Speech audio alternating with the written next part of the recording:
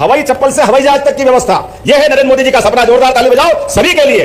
कोशिश कर रहा है जिस प्रकार का वातावरण बना है हमने अपने गरीबों के लिए भी, और आप तो इस बात के गवाह हो, एयर एम्बुलेंस की सुविधा दी है। आप ये मत चिंता करना कि केवल एयरपोर्ट से ले जाएंगे, एयरपोर्ट भी हिस्सा है, लेकिन गरीब से गरीब आदमी अगर हॉस्पिटल में भर्ती है और उसको कोई बड़े हॉस्पिटल में पहुंचाना है, उसकी जान बचाना है, या कोई एक्सीडेंट हो गया, एक्सीडेंट में कोई गंभीर घायल है और गंभीर घायल को तुरंत उठा करके उसकी जान बचाना है, हमारी सरकार ने निर्णय किया है एयर एम्बुलेंस की सुविधा के माध्यम से हेलीकॉप्टर भी पहुंचाना पड़ेगा तो बगैर पैसे के हेलीकॉप्टर पहुंचा करके उसकी जान बचाने का काम हमारी सरकार ने किया।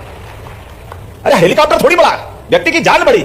व्यक्ति के घर में किसी का एक कोई परिवार का व्यक्ति चला जाए, उनकी आत्मा से पूछो जिनके बीच में चला जाता है। हमारी पूर्व सरकार के बड़े बड़े नेता, एक तो इतने बड़े कांग्रेस के नेता को वो हेलीकॉप्टर उनका अपने घर में उतारते हैं और घर से उड़ा के ले जाते हैं, लेकिन पड़ोस वालों को भी कभी बिठाया नहीं उन्होंने। 30-30 साल से हेलीकॉप्टर उनके घर में।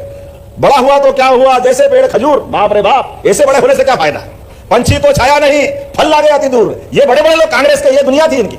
ये बदलने वाला समय है। यशस्वी प्रधानमंत्री के नेतृत्व में हमारी सरकार गरीबों की सरकार है, किसानों की सरकार है, युवाओं की सरकार है, माता और बहनों की सरकार है। और आज तो माता बहनों के लिए मैं डबल बधाई देता हूं। आज के दिन ये सौगात मिल रही है, लेकिन करवा चौथ के लिए भी आपको बधाई देता हूं, प्रणाम करता हूं। हमारी माता बहनें त्योहार के दिन भी हमारे बीच आई, लेकिन सौगात लेके आए मोदी जी।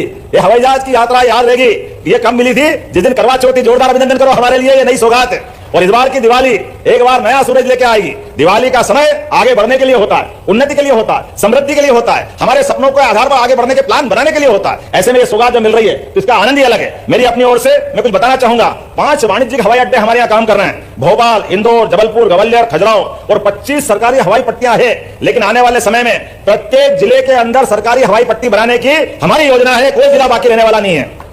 हमारे लिए उज्जैन, शिवपुरी, गुना, इनकी हवाई पट्टियों का पूर्ण विकसित करते हुए हवाई अड्डों में बदलने का उपक्रम चालू है। ये हमारा आज लोकार्पित हो रहा रीवा, थोड़े दिन बाद दतिया होने वाला। एक के बाद एक लगातार हर स्थान को विकसित करने का हमारा लगातार प्लान बना है। मैं उम्मीद कर रहा हूं कि रीवा की रीजनल कनेक्टिविटी स्कीम के अंतर्गत आज जो ये सेवा मिल रही है, इस सेवा के माध्यम से भविष्य में विकास के विस्तार के कई सारे नए हमको एक के बाद एक सौगात मिलती जाएगी। मैं उम्मीद करता हूं 303 एकड़ से अधिक भूमि पर बनाने वाला ये रीवा का हवाई भी रीवा में उतरेंगे और ये अपने आप में इसकी सौगात लेंगे। आने वाला समय जब भगवान अयोध्या में मुस्कुरा रहे हैं, बोला जय जय श्री राम, तब अयोध्या के बाद भगवान राम का सर्वाधिक समय जो आनंद का बीता है वो हमारे चित्रकूट धाम में तो बीता है, आपके अंचल में। अब आने वाले समय में चित्रकूट के विकास के लिए भी विकास प्राधिकरण बनाया है, और विकास प्राधिकरण के साथ साथ उत्तर प्रदेश सरकार और मध्य प्रदेश सरकार दोनों मिलकर के अपनी योजना बना रहे हैं। आने वाले समय में बड़े पैमाने पर धार्मिक पर्यटन का विकास के लिए चित्रकूट में भी पर्याप्त विकास किया जाएगा। एक नहीं, दो नहीं, ऐसी बहुत सारी बात कह सकते थे, लेकिन आज थोड़ा समय भी कम पड़ेगा। मुझे लगता है कि हमारे लिए बनारस का समय किनारे आया है। तो मैं उम्मीद कर रहा हूं कि आने वाले समय में जब 23 तारीख को यहां आऊंगा, और आने वाले समय में जिनके जिनके परिवार में अभी भी अलग अलग प्रकार से बच्चे बच्ची की अपनी डिग्री पूरी हो रही है, लेकिन उनको काम धंधा चाहिए, रोजगार चाहिए, उन रोजगार के लिए हर संभाग के अंदर हमने अपनी स्किल डेवलपमेंट योजना चालू की है। इसको जिले तक भी ले जा रहा है। हर एक युवा के जीवन में अपना सपना होता है, उसके परिवार का ध्यान रखे, समाज में स्थान बनाए, देश और प्रदेश के काम आए। उसके सपने को पंख लगाकर उड़ने के लिए हमारी सरकार उसकी मदद करने के लिए तैयार है। लगातार यह अभियान चलेगा। कोई व्यक्ति रोजगार के अभाव में घर न बैठे। हर एक व्यक्ति के जीवन में उसका अपना, उसकी क्षमता योग्यता के बलबूते पर उसके हाथ में काम होना चाहिए। अभी हमारे अपने प्रधानमंत्री ने जिस प्रकार से किसानों की समृद्धि की योजना बनाई है, आने वाले समय में जिनके घर में दूध उत्पादन होता है वो कौन-कौन है, हाथ खड़े करो जो अपने यहाँ बैठे हैं, जिनके घर में पशुपालन का या दूध उत्पादन का काम होता है। आप लाइन से बता देना, जिन जो नहीं है उनको भी।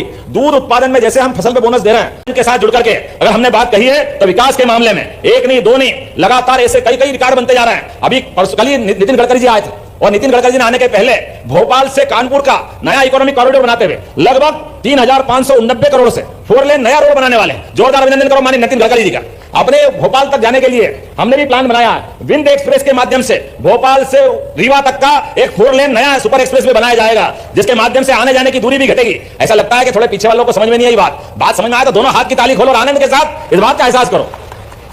ये बदलते दौर का समय है। बदलते दौर के समय में अगर हमको आगे बढ़ना है तो इसी प्रकार से आगे बढ़ना पड़ेगा। एक के बाद एक ऐसी बहुत सारी बातें कह सकता था, लेकिन आज के समय पर क्योंकि हमने अपने नदी जोड़ो अभियान की भी शुरुआत की है, विश्व का पहला नदी जोड़ो अभियान यशस्वी प्रधानमंत्री के नेतृत्व में आपके रीवा के अंदर मोटे तौर पर